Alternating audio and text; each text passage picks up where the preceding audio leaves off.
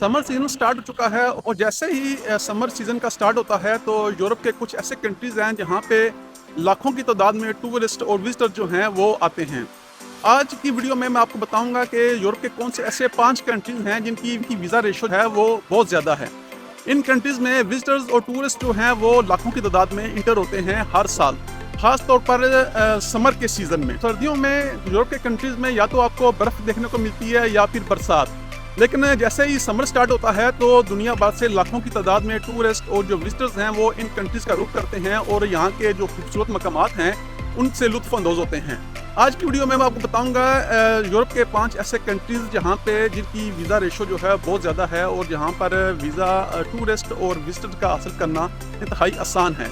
इनमें सबसे जो टॉप पे कंट्री है वो है स्पेन। एक खूबसूरत कंट्री है बीचेस और समर के हवाले से यहाँ पर सबसे ज़्यादा जो टूरिस्ट हैं वो समर में आते हैं।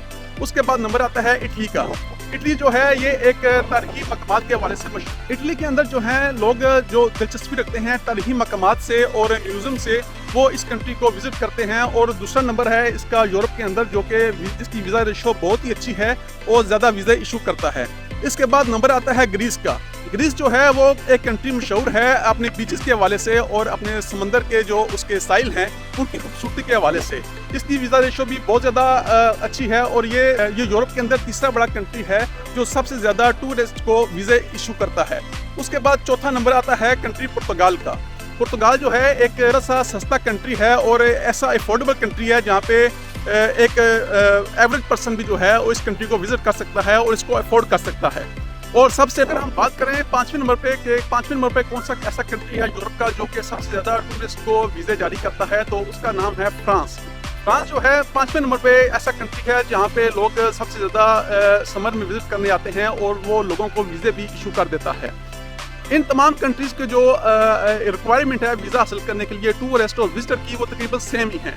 मोटी मोटी रिक्वायरमेंट्स हैं जो मैं आपको बता दूंगा। इसके लिए सबसे पहले जो टूरिस्ट और विजिटर वीज़ा के लिए आपको डॉक्यूमेंट चाहिए वो है पासपोर्ट। आपका पासपोर्ट जो है वो कम से कम 6 मंथ उसकी वैलिडिटी होनी चाहिए। उसके बाद जो रिक्वायरमेंट है मोटी माली और फिनेंशियल सपोर्ट के लिए, उसका नाम है स्टेटमेंट। बैंक स्टेटमेंट जो है आपकी होनी चाहिए कम से कम 12 से 14 लाख के दरमियान।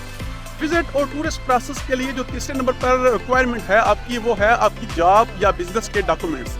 अगर आपकी जॉब है या कोई अच्छा बिजनेस है तो आप के जो वीज़ा अचीव करने के चांसेस हैं वो तकरीबन 100% है। इसके बाद आपने इस चीज़ का तयन करना है कि आपने जो विजिट अप्लाई करना है वो आपने बतौर टूरिस्ट अप्लाई करना है या एज अ विजिटर अप्लाई करना है।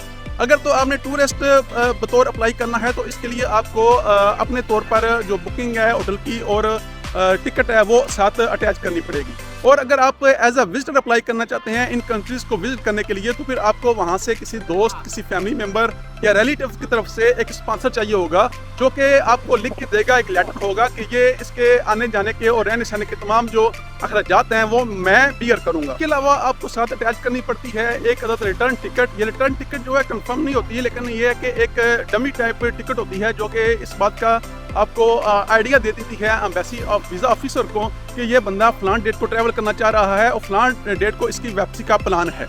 ये तमाम डॉक्यूमेंट्स रेडी करने के बाद आपको सबसे आखिर में एक जो है एक कवर लेटर तैयार करना पड़ता है कि मैं किस पर्पज़ के लिए इस कंट्री को विजिट करने जा रहा हूँ या क्या ख़ास वजह है जिस वजह से मैं इस कंट्री को विजिट करना चाहता हूँ।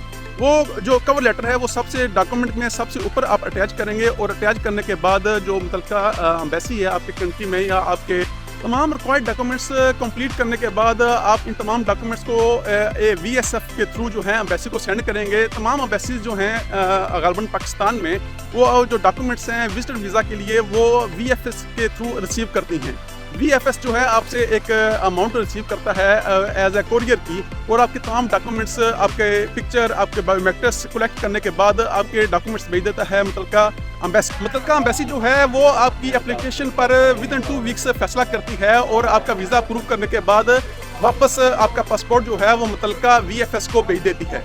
और सबसे आखिर में, ना तो मेरे पास कोई वीज़ा है और ना ही मेरे पास पैसे हैं जो कि मैं आपको दे सकता हूँ वीज़ा हासिल करने के लिए, ये जस्ट आपको एक इन्फॉर्मेशन दी है कि कौन से डॉक्यूमेंट्स हैं जो आप कलेक्ट करके और मुतलका एम्बेसी में आप वीज़ा अप्लाई कर सकते हैं। और 5 ऐसे कंट्री भी बता दिए हैं जहाँ पे आप वीज़ा अप्लाई करेंगे तो आपकी जो वीज़ा रेशो या वीज़ा अचीव करने की रेशो है वो तकरीबन 80% है।